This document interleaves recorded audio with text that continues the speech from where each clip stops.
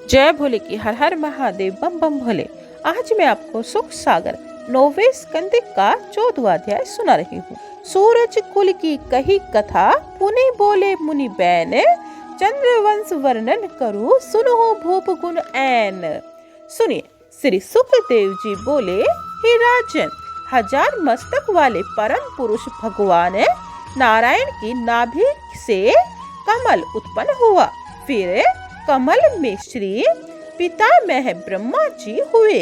ब्रह्मा जी ने महाराज अत्रि को उत्पन्न किया। अत्रि ने अपने नेत्रों से चंद्रमा को प्रकट किया, जो कि रात्रि में अमृत की वर्षा करता रहता है। ब्रह्मा जी के प्रताप से सोम यानी चंद्रमा समस्त ब्राह्मण, औषधि एवं नक्षत्रों का अधिपति हुआ। एक बार चंद्रमा ने तीनों भुवनों को अपने अधीन कर राजस्यु नामक एक यज्ञ आरंभ किया। वहां पर गुरु बृहस्पति जी महाराज पत्नी सहित आए। गुरु पत्नी, जिनका की नाम तारा था, वह अत्यंत रूपवती थी। उसके रूप को देखकर चंद्रमा मोहित हो गया और उसे बलपूर्वक हरण कर अपने घर में रख लिया। बृहस्पति जी महाराज के अनेक बार याचना करने पर भी वह चंद्रमा उनकी पत्नी को नहीं लौटाता था। तदंतर बृहस्पति जी की करतूत से देव दानवों में बड़ा भारी युद्ध छिड़ गया। देव गुरु बृहस्पति जी तथा दैत्य गुरु शुक्राचार्य की तो पहले से ही शत्रुता थी। इस कारण समय प्राप्त होने पर शुक्राचार्य चंद्रमा का पक्षपाती हो गया और अपने शिष्य दैत्यों के द्वारा गुरु बृहस्पति जी के मारने का प्रयत्न करने लगा। यहाँ हर भगवान शिव जी अपने भूत गणों के साथ निज गुरु पुत्र बृहस्पति जी के सहायक हो गए। देवराज इंद्र भी देवगणों के साथ अपने गुरु बृहस्पति जी का परम हितैषी बनकर संग्राम में ऐरावत हाथी लेकर आया। इस प्रकार तारा के कारण उस युद्ध में अनेक देवता और दैत्यों का परस्पर विनाश हुआ। हे राजन, यह युद्ध बहुत दिन तक हुआ। अंत में बृहस्पति जी के पिता अंगिरस जी कुपित होकर सीधे ब्रह्मा जी के से निकट गए और वहां पहुंचते ही उन्होंने वह सब आख्यान पितामह को कह सुनाया, जिससे ब्रह्मा जी आकर चंद्रमा को डांट कर धमकी देने लगे और ब्रह्मा जी के कथा अनुसार परवश होकर चंद्रमा ने गुरु पत्नी तारा पुनः बृहस्पति जी के समर्पण कर दी। बृहस्पति जी अपनी पत्नी तारा को गर्भवती जानकर बोले, हे दुष्ट बुद्धे, चंद्रमा के द्वारा स्थापित हुआ यह दुष्ट गर्भ तू शीघ्र ही त्याग दे। अरे ऐ सती, यह तूने क्या किया? मैं संतान की चाहना वाला अब तुझे दारुण श्राप द्वारा भस्म कर देने में असमर्थ हूँ, क्योंकि तू स्त्री जाति है। तब लज्जित हुई तारा ने अपने गर्भ से स्वर्ण सदृश कांतिवान उस बालक को शीघ्र ही भूमि पर त्याग दिया।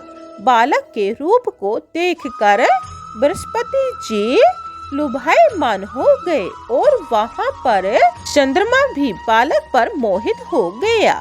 बृहस्पति और चंद्रमा दोनों ही उस बालक की चाहना करने लगे।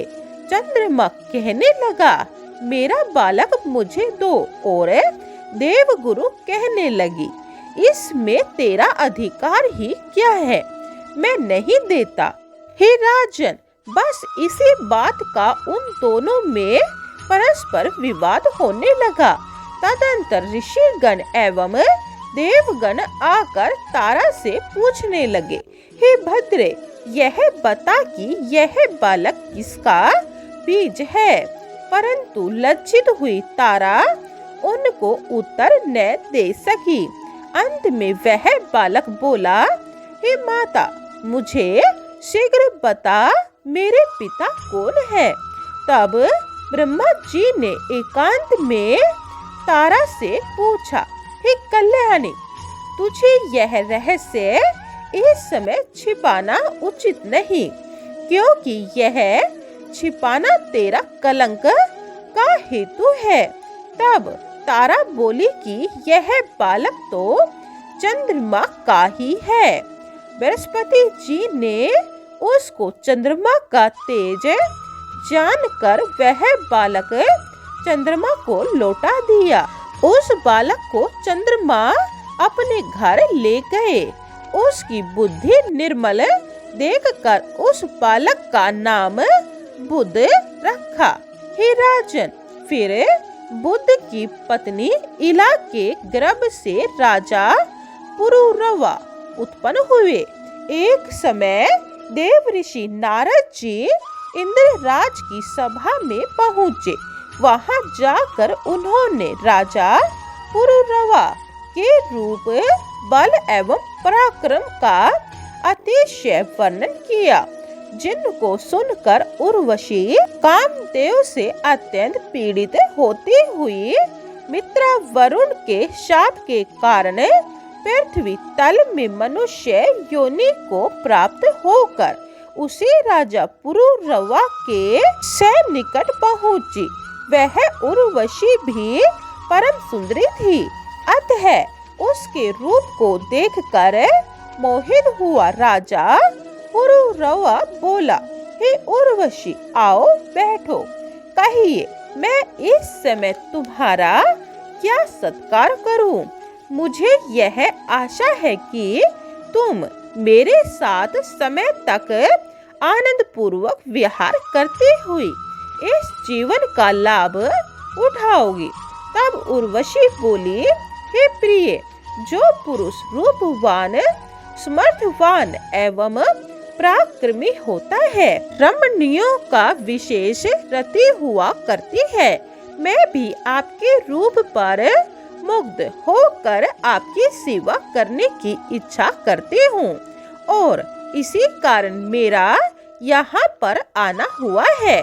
किंतु हे वीर, मेरी कुछ शर्तें हैं कि मैं सदैव नवीन घी का ही आहार किया करूंगी और रात्रि काल के अतिरिक्त कदापि आपको वस्त्रहीन न देखूंगी। और हे राजन, इन दोनों मेरे मेषों की रक्षा करनी होगी।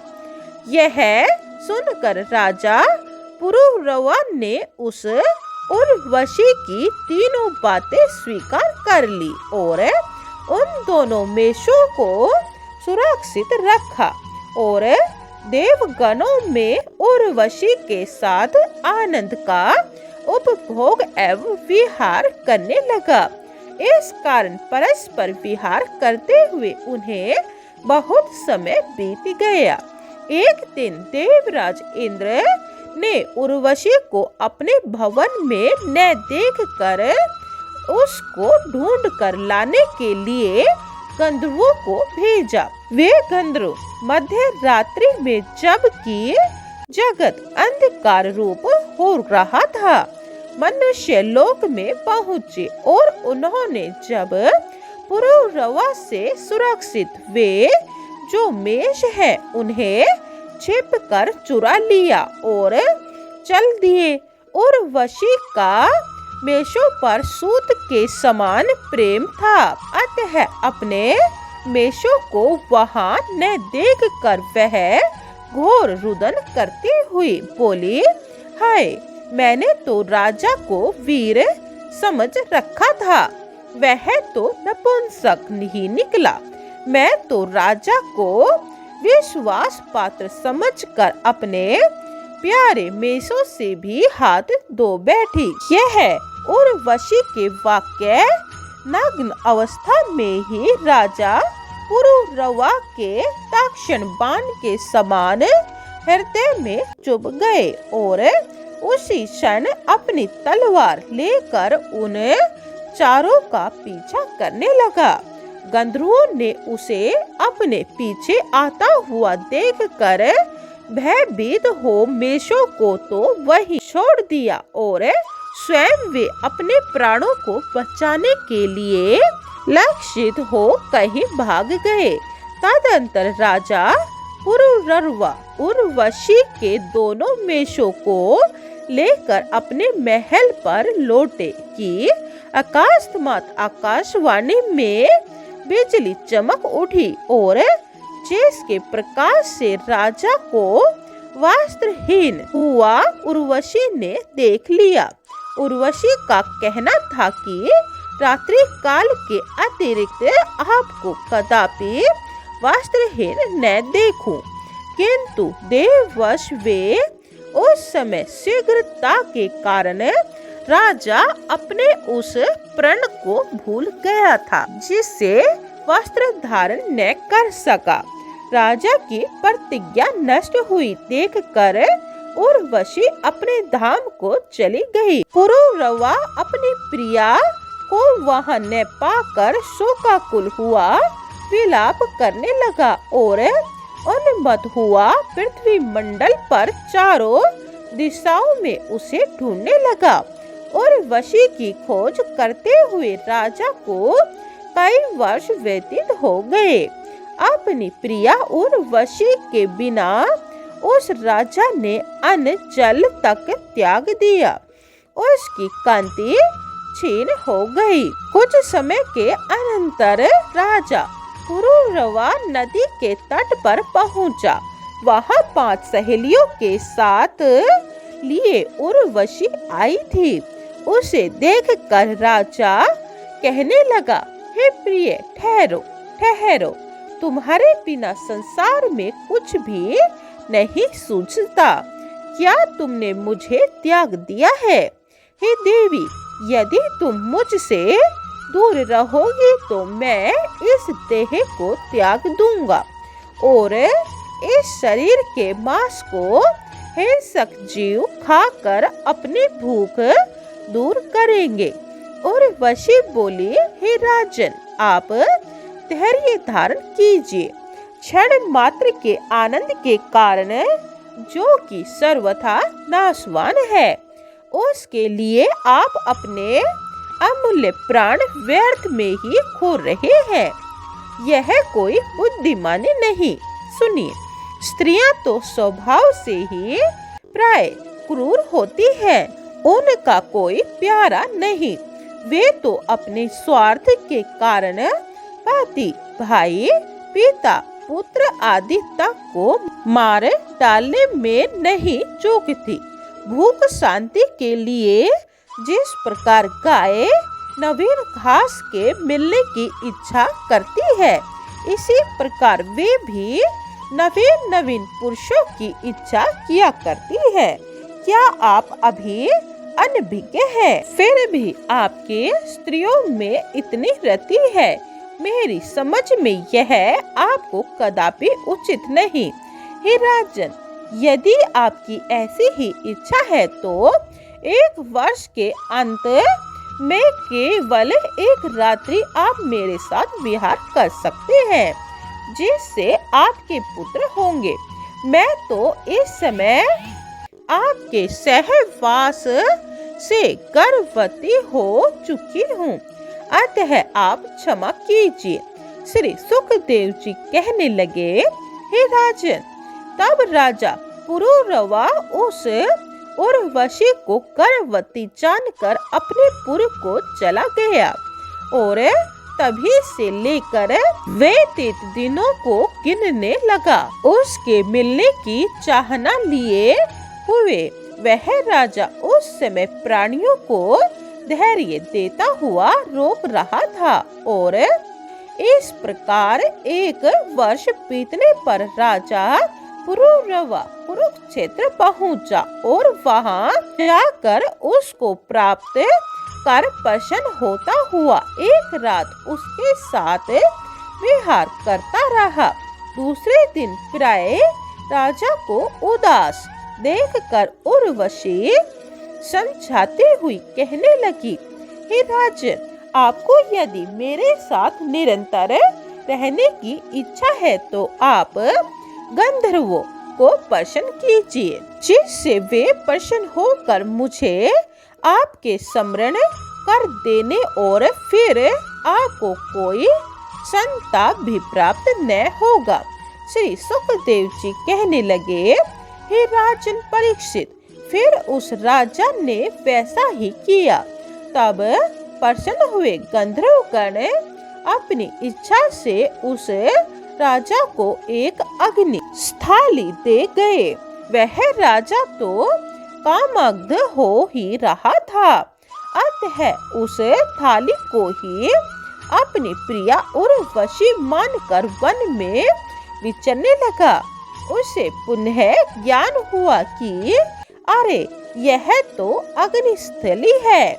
तदंतर वह उस थाली को वहीं वन में पटक कर अपने घर को लौट आया, किंतु उसमें बसी हुई उर्वशी उसे अपनी याद दिलाकर व्याकुल कर रही थी।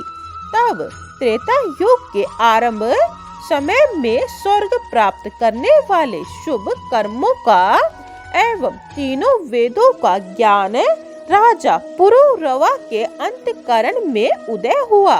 फिर राजा उस वन में पटकी हुई थाली के स्थान पर गया और वहां जाकर उसने क्या देखा कि शमी वृक्ष के अंदर एक पीपल का वृक्ष प्रकट हो रहा है।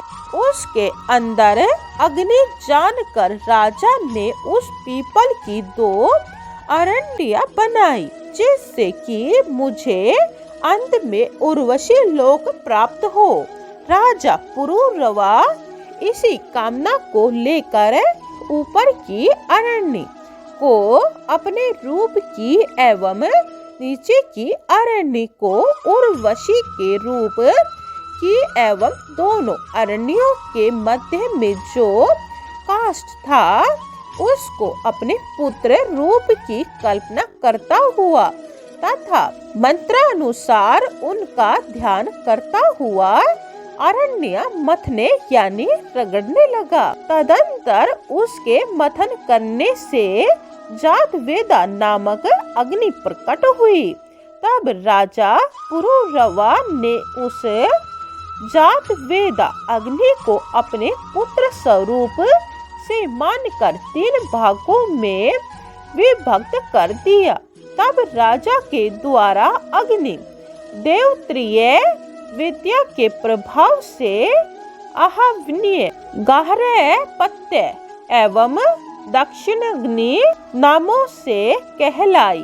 पुनः उर्वशी लोक की कामना को लेकर राजा ने उन तीनों अग्नियों द्वारा याज्ञवेश्वर भगवान श्री हरि की आराधना की। हे परीक्षित, सतयुग में केवल ओमकार वेद था और श्रीमन्नारायण ही एक प्रधान देव थे और पहले अग्निदेव भी एक था और वरुण भी एक केवल हंस था। हे राजन, इसी राजा पुरुरवा के द्वारा ही वेदत्रिय और अग्नित्रिय का उदय हुआ।